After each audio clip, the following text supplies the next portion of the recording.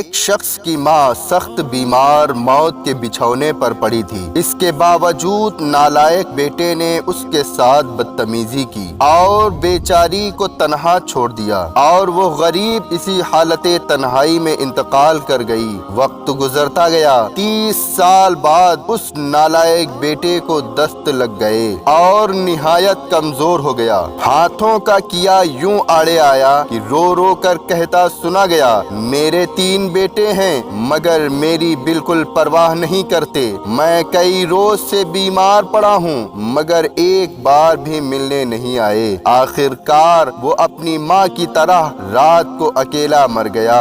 صبح محلے والوں نے دیکھا کہ اکیلی لاش پر چیونٹیاں اکٹھی ہو چکی تھیں اور اس کو کاٹ رہی تھیں۔ یہ حقیقت ہے کہ ماں باپ کو ستانے والا دنیا میں بھی سزا پاتا ہے۔ فرمان مصطفیٰ صلی اللہ علیہ وسلم ہے، سب گناہوں کی سزا اللہ پاک چاہے تو قیامت کے لیے اٹھا رکھتا ہے، مگر ماں باپ کی نافرمانی کی سزا جیتے جی پاتا ہے۔ واقعی وہ شخص بڑا خوش نصیب ہے جو ماں باپ کو خوش رکھتا ہے، جو بد نصیب ماں باپ کو ناراض کرتا ہے اس کے لیے بربادی ہے۔ اللہ پاک پارہ 15 سورہ بنی اسرائیل کی آیت نمبر 23 تا 25 میں ارشاد فرماتا ہے، ترجمہ کنز الایمان، اور ماں باپ کے ساتھ اچھا سلوک کرو۔ اگر تیرے سامنے ان میں سے ایک یا دونوں بڑھاپے کو پہنچ جائیں تو ان سے ہوں اف نہ کہنا اور انہیں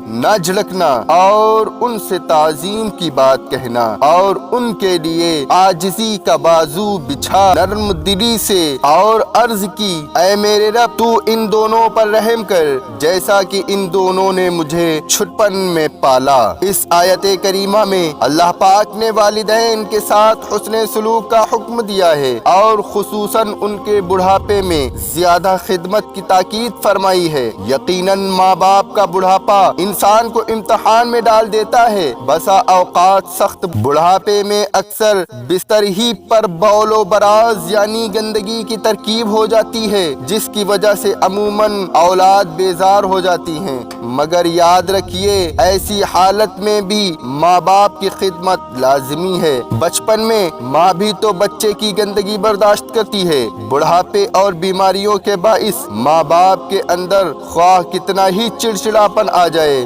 سٹھیا جائیں، بلا وجہ لڑیں، چاہے کتنا ہی جھڑکیں اور پریشان کریں، صبر صبر اور صبر ہی کرنا اور ان کی تعظیم بجا لانا ضروری ہے۔ ان سے بدتمیزی کرنا، ان کو جھاڑنا وغیرہ درکنار، ان کے آگے اف تک نہیں کرنا، ورنہ بازی ہاتھ سے نکل سکتی اور دونوں جہانوں کی تباہی مقدر بن سکتی ہے کہ والدین کا دل دکھانے والا اس دنیا میں ذلیل و خوار ہوتا ہے اور آخرت میں بھی عذاب نار کا حقدار ہے۔